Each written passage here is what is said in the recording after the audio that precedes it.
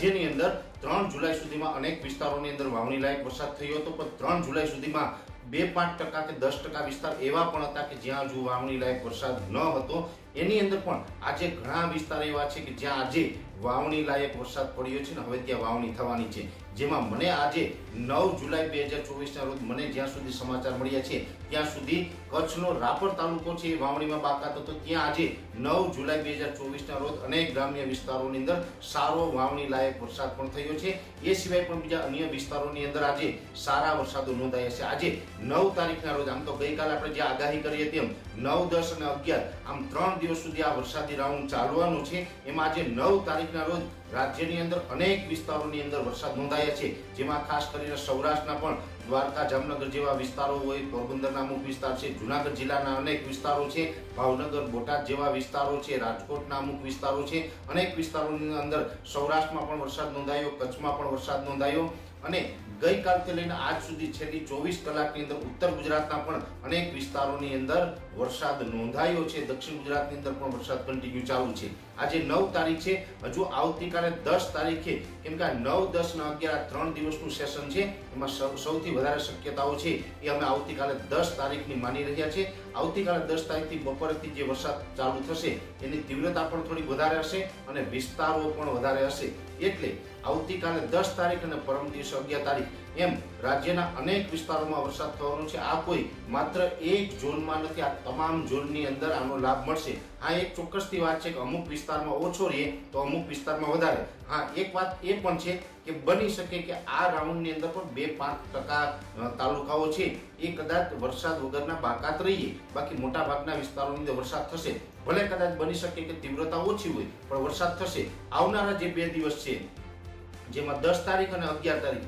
એમ 2 દિવસ સુધી જે વરસાદ થવાનો છે. અત્યારે એક સાયક્લોનિક સર્ક્યુલેશન છે એ સક્રિય છે. આ સાયક્લોનિક સર્ક્યુલેશનને કારણે ગુજરાતની પણ આપણા પડોશી રાજ્ય મધ્યપ્રદેશ અને મહારાષ્ટ્રમાં પણ છેલ્લા કેટલાય દિવસથી વરસાદ ચાલુ છે ને એ ત્યાં પણ હજુ ચાલુ રહેવાનો છે. એવી રીતે આપણા ગુજરાતમાં પણ હજુ આ સાયક્લોનિક સર્ક્યુલેશનને કારણે વરસાદ જે પડવાનો છે, અત્યારે 700 HPA લેવલે અને 850 HPA લેવલે એક ભેજ છવાયેલો છે. 850 HPA લેવલે એક શિયર ઝોન પણ છે, જેને કારણે 10 અને 11 જુલાઈ 2 દિવસ સુધી જે વરસાદ પડવાનો છે એમાં દક્ષિણ ગુજરાતના તમામ જિલ્લાઓ આવી જાય ત્યાં સારામાં સારો વરસાદ થાય તેવી શક્યતાઓ છે.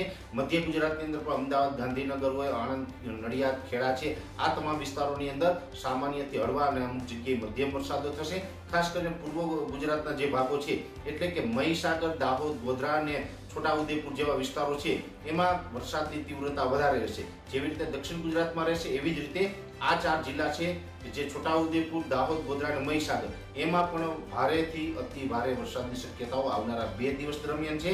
ઉત્તર ગુજરાતના અરવલ્લી હોય, સાબરકાંઠા, બનાસકાંઠા, પાટણ અને મહેસાણા, આ 5 જિલ્લાઓ છે એ 5 જિલ્લાઓની અંદર પણ એવરેજ મધ્યમ વરસાદ જોવા મળશે, પણ અમુક જગ્યાએ 1-2 સ્પેલ ભારે પણ જોવા મળી શકે છે. કચ્છ જિલ્લાની અંદર પણ વરસાદ જોવા મળશે, પણ કચ્છ જિલ્લાની અંદર તીવ્રતા થોડી ઓછી રહી શકે છે. પણ એકંદરે કચ્છ જિલ્લાની અંદર મોટા ભાગના વિસ્તારોમાં વરસાદ થશે.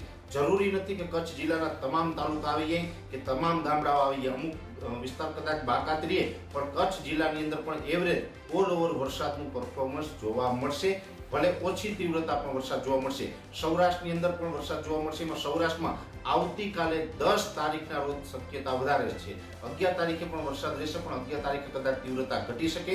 10 તારીખના રોજ સૌરાષ્ટ્રની અંદર જેમાં તમામ જિલ્લાઓનો સમાવેશ થાય છે, એમાં ખાસ કરીને મોરબી, સુરેન્દ્રનગર અને રાજકોટ, આ વિસ્તારો એવા છે કે જનરલી ત્યાં વરસાદની માત્રા ઓછી રહેતી હોય છે, પણ આવતીકાલે કદાચ ત્યાં પણ સારા વરસાદો પડે તેવું એક મારું વ્યક્તિગત પ્રિડિક્શન છે, મારું અનુમાન છે. બાકી એ વિસ્તારોની વાત કરતા પણ સૌરાષ્ટ્રના તમામ વિસ્તારોમાં દરિયાઈ કાંઠાના દ્વારકા, પોરબંદર હોય અથવા તો ગીર સોમનાથ, જુનાગઢ કે અમરેલી, ભાવનગર જેવા વિસ્તારો, એ તમામ વિસ્તારોની અંદર પણ વરસાદો છે એ જોવા મળે તેવી શક્યતાઓ છે. ઓલ ઓવર ગુજરાતની અંદર હજુ 2 દિવસ સુધી સાયક્લોનિક સર્ક્યુલેશનને કારણે વરસાદ જોવા મળશે. આ વરસાદો પડી ગયા બાદ 12 તારીખથી લગભગ વરસાદની માત્રામાં ઘટાડો થઈ જશે. વાતાવરણ ધીમે ધીમે ખુલ્લું થશે. 12 તારીખથી ફરીથી હળવા છૂટાછવાયા ઝાપટા પડે, પણ 12 તારીખથી વરસાદ રોકાઈએ તેવું અનુમાન છે. એટલે હજુ આવનારા 2 દિવસ વરસાદની શક્યતાઓ છે. તે પછી વરસાદમાં ઘટાડો થશે, વરસાદ બંધ થશે અને એ 4-5 દિવસના ગેપ બાદ ફરીથી પાછો જુલાઈ મહિનાનો એક નવો રાઉન્ડ છે એ પણ લગભગ 16-17 તારીખથી જ ચાલુ થશે.